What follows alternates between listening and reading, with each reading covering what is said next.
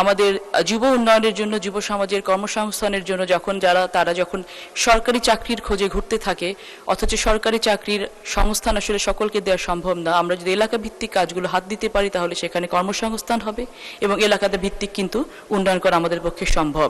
মাননীয় প্রতিমন্ত্রী ফারজানা শারমিন, নাটোর 1, সময় 8 মিনিট। বিসমিল্লাহির রহমানির রহিম। আপনাকে অসংখ্য ধন্যবাদ মাননীয় স্পিকার। আজকে এই মহান সংসদে বাজেট নিয়ে আলোচনা করার সুযোগ করে দেওয়ার জন্য মহান আল্লাহ তাআলার দরবারে আমি শুকরিয়া আদায় করছি।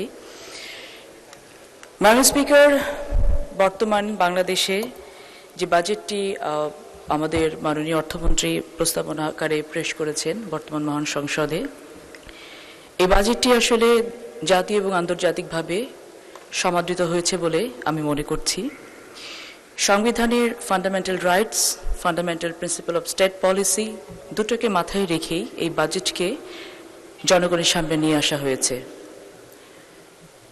পথ হারাবো বলে এবার পথে নেমেছি, সেভাবে বাংলাদেশ জাতীয়তাবাদী দল এবং বর্তমান সরকার পথে নামেনি। মাননীয় স্পিকার, আমরা পথে নেমেছি, পথটা তৈরি করে ইনশাআল্লাহ। আজকে বর্তমানে যে বাজেটটা রাখা হয়েছে, টপ টু বটম দেশের সকল পর্যায়ের জনগণের ভাগ্য উন্নয়ন, তাদের জীবনের মান উন্নয়নের বিষয়টিকে মাথায় রেখেই মাননীয় স্পিকার এটিকে সামনে নিয়ে আসা হয়েছে। আমরা মনে করি এই বাজেটের যদি চ্যালেঞ্জের কোনো পার্ট থেকে থাকে সেটা হচ্ছে এটি বাস্তবায়ন করা, এবং we have already taken the challenge. Bangladesh জাতীয়তাবাদী দল, বর্তমান সরকার যে কোনো ধরনের চ্যালেঞ্জ নিতে প্রস্তুত ছিল, আছে এবং থাকবে।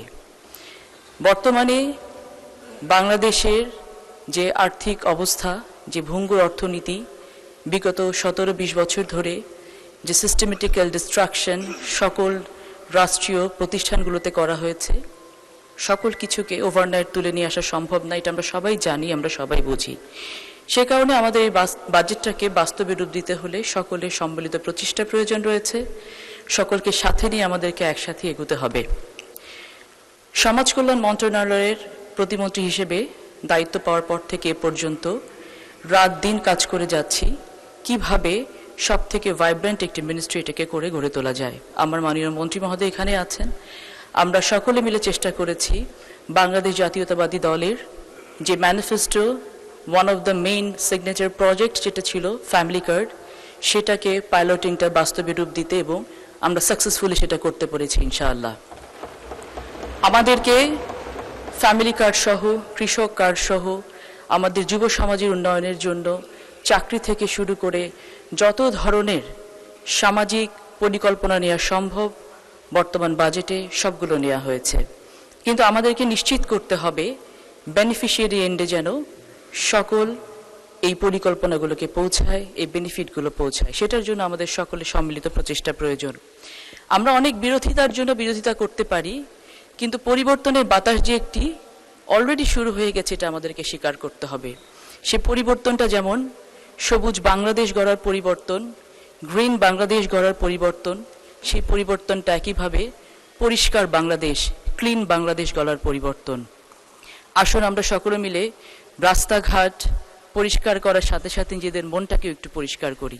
যদি নিজেদের মনটাকে পরিষ্কার করতে পারি, একটু বড় করে আমরা দেখতে পারি, আমরা দেখতে পাবো যে আমরা সকলে মিলে জুলাই অভ্যুত্থানের মধ্য দিয়ে যে একটি নতুন বাংলাদেশকে নিয়ে আসলাম, আমরা সকলে কিন্তু সে একই প্ল্যাটফর্মেই দাঁড়িয়ে আছি, সকলে কিন্তু সে একই প্ল্যাটফর্ম থেকে সামনের দিকে এগোতে চাচ্ছি, এবং সকলে মিলে যদি এগোতে পারি তাহলে যে বাংলাদেশের স্বপ্ন আমরা দেখছি সেই বাংলাদেশ কিন্তু খুব বেশি দূরে নয়। এই বাজেটে যেমন জাতীয় সম্পর্ককে বিনির্মাণ করার জন্য চেষ্টা করা হয়েছে, আন্তর্জাতিক সম্পর্ককে অনেক বেশি স্ট্রেংথেন করার চেষ্টা করা হয়েছে। এই বাজেট আত্মসম্মানের কথা বলে, এই বাজেট আত্মনির্ভরশীলতার কথা বলে, এই বাজেট আত্মমর্যাদার কথা বলে। আসুন এগুলোকে আমরা অনেক বেশি সাবজেক্টিভ না করে আমরা সকলে মিলে অবজেক্টিভ হিসেবে দেখি এবং জনগণের জীবনমানের উন্নয়নের জন্য কাজ করি। আমার মন্ত্রণালয়ের যে ফ্যামিলি কার্ডের বিষয়ে পাইলটিং শেষ হয়েছে, যখনই যেখানে যাই তখনই একটি প্রশ্নের উত্তর আমাদেরকে দিতে হয় যে আমার এলাকায় কখন ফ্যামিলি কার্ড শুরু হবে।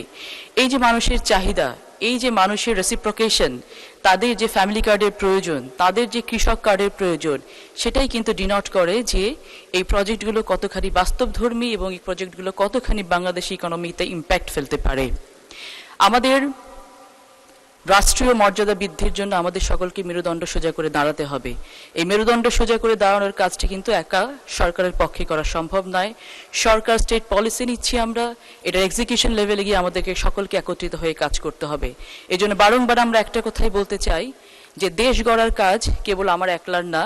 আমরা দেখেছি বিগত সময়ে যখন এক একটি সেক্টরের উপরে অত্যাচার হয়েছে, তখন সেই সেক্টর প্রতিবাদ করেছে, কিন্তু যখন একটি সন্তানের গায়ে গুলি লেগেছে তখন কিন্তু ঘর থেকে মা বাবা সহ সকলে বেরিয়ে এসেছে। আসুন উন্নয়নের অগ্রযাত্রায় আমরা সকলে মা বাবা সহ একসাথে বেরিয়ে এসে এই উন্নয়নের অগ্রযাত্রাতে আমরা শরিক হই এবং কাজের দিকে এগিয়ে যাই। সময় কম, এলাকার কথা কিছু না বললেই নয়। নাটোরের মানুষ আমি, নাটোরের মেয়ে। আমাদের নাটোরের বেশ কিছু বিষয় নিয়ে ইতিমধ্যে আমি সংসদে কথা বলেছি। তার মধ্যে একটি হচ্ছে নাটোরে যতগুলো চরাঞ্চল রয়েছে, উত্তরাঞ্চলে যতগুলো চরাঞ্চল রয়েছে, এই চরাঞ্চলগুলোকে যদি আমরা ইউটিলাইজ করতে না পারি তাহলে আমাদের জন্য এটা খুব ক্ষতির কারণ হচ্ছে। প্রথমত বালুমহল নিয়ে একটা বড় সিন্ডিকেট কাজ করে পুরো বাংলাদেশ জুড়ে। এই সিন্ডিকেটটাকে আমাদেরকে একটু আইডেন্টিফাই করে কেটে ডিফিউজ করতে হবে। বালুমহলকে যদি লিজ দিতে হয় তাহলে অ্যাপ্রোপ্রিয়েটলি বালুমহল নিয়ে কাজ করতে হবে, আর যদি বালুমহলের লিজ বন্ধ করতে হয় তাহলে একবারে বন্ধ করতে হবে।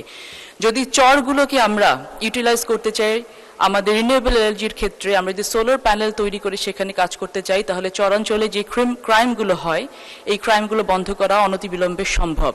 আমাদের নাটোরের লালপুর এবং পাবনায় যে চরগুলো আছে, ঈশ্বরদীতে যে চরগুলো আছে, সেখানে গত 3 সপ্তাহে 3টা কিলিং হয়েছে, 3টে মার্ডার হয়েছে, যেটা অত্যন্ত দুঃখজনক। এবং এগুলোকে বন্ধ করার জন্য অনতিবিলম্বে এই চরগুলোকে আমাদেরকে হাত দেওয়া উচিত এবং কাজ করা উচিত। দ্বিতীয়ত, আমাদের উত্তরাঞ্চলে অনেক সুগার মিল আছে। এই বন্ধ হয়ে যাওয়া এবং অর্ধবন্ধ মিলগুলোকে অবশ্যই আমাদেরকে কাজে হাত দিতে হবে। তাহলে যেটা হবে, আমাদের যুব উন্নয়নের জন্য, যুব সমাজের কর্মসংস্থানের জন্য তারা যখন সরকারি চাকরির খোঁজে ঘুরতে থাকে, অথচ সরকারি চাকরির সংস্থান আসলে সকলকে দেওয়া সম্ভব না। আমরা যদি এলাকা ভিত্তিক কাজগুলো হাত দিতে পারি তাহলে সেখানে কর্মসংস্থান হবে এবং এলাকাতে ভিত্তিক কিন্তু উন্নয়ন করা আমাদের পক্ষে সম্ভব। ওয়ান ভিলেজ ওয়ান প্রোডাক্ট যে প্রজেক্ট নিয়ে আমরা এগোতে চাচ্ছি, ইতিমধ্যে যদি আমরা সেই কাজগুলোকে আরও একটু ত্বরান্বিত করি তাহলে আমাদের কাছে অনেকভাবে এই ধরনের প্রস্তাবগুলো এসছে যে আপনারা এই কাজগুলো করেন। কিছুদিন আগে শ্রীমঙ্গলে গিয়েছিলাম, চা বাগানের মণিপুরীদের সাথে কথা বলেছি। চমৎকার কাজ তারা করে, মণিপুরি শাড়ি তৈরি তারা করে। রাজশাহীতে আমাদের তাঁত আছে, টাঙ্গাইলে তাঁত আছে, নাটোরে আঁক আছে, বিভিন্ন জায়গায় বিভিন্ন প্রোডাক্ট আছে যেগুলো নিয়ে আমরা কাজ করে জাতীয় এবং আন্তর্জাতিকভাবে স্বীকৃতি লাভ করতে পারি। পরিশেষে বলতে চাই, বর্তমান সরকার চাইছে দেশের সকল জনগণকে নিয়ে সামনে এগিয়ে যেতে, দেশের জনগণের জীবন মানের উন্নয়ন করতে। আসুন আমরা সকলে মিলে একসাথে সম্মিলিতভাবে সেই কাজটি করি। পথ দীর্ঘ নয়, পথটি খুবই অল্প। এই অল্প পথে যেন আমরা কাজগুলো একটু ভালো মতো করতে পারি, সকলে মিলে করতে পারি। সকলে ভালো থাকবেন। আসসালামু আলাইকুম।